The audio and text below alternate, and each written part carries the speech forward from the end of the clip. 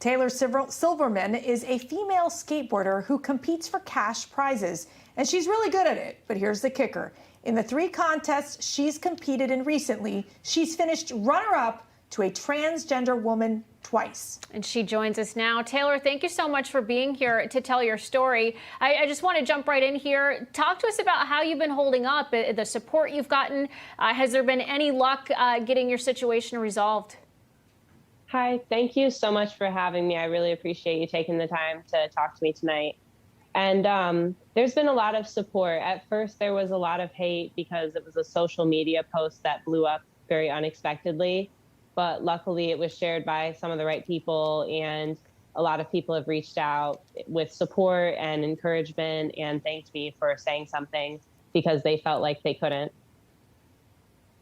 So let me ask you, there's a lot of our viewers watching right now. They probably aren't skateboarders. So could you explain what in particular gives biological men an advantage and how that factored into these recent events? I really couldn't imagine the amount of practice you have to put in to land those tricks. Yeah, and I think that it's pretty clear that biological men have an advantage across the board in most sports. And in skateboarding, you know, we are built completely differently. They're stronger. They have more muscle than us. They are less prone to injuries, amongst other things. The list goes on. But I think it's pretty easy to recognize if you're just using common sense that biological men who have gone through male puberty have the athletic advantage. Well, Taylor, I have to say I appreciate you speaking out. When I first heard your story, I told my producers, I said, we have to get Taylor on the show because I really wanted to hear your perspective, because for a lot of people, a lot of women, girls like yourself that come speak out about these things, you know, everybody attacks and they go after you for it. So I'm curious, I mean, what do you hope to see come out of this, not just only in your sport, but in all sports, to protect women from the left's push to just diminish your training and your athleticism?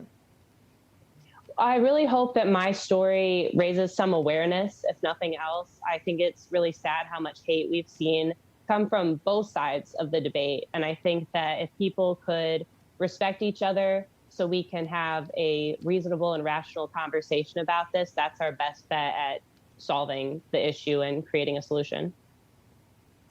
Taylor, do you think there are more women like you, skateboarders that out there that agree with you but are too scared to speak up? Absolutely. And I've been getting messages from women who participate in all different sports and parents who have young girls who participate in different sports who are all concerned about this or have witnessed it in their own life and just don't feel like they're in a position that they can use their voice because they don't want to face any potentially detrimental consequences in doing so. Well, Taylor, again, so glad that you spoke out. Please continue to raise your voice. I hope other women do the same. Thank you again for taking the time to be with us tonight, and we wish you all the best. Thanks for having me, and thank you for your support. I really appreciate it. Got it.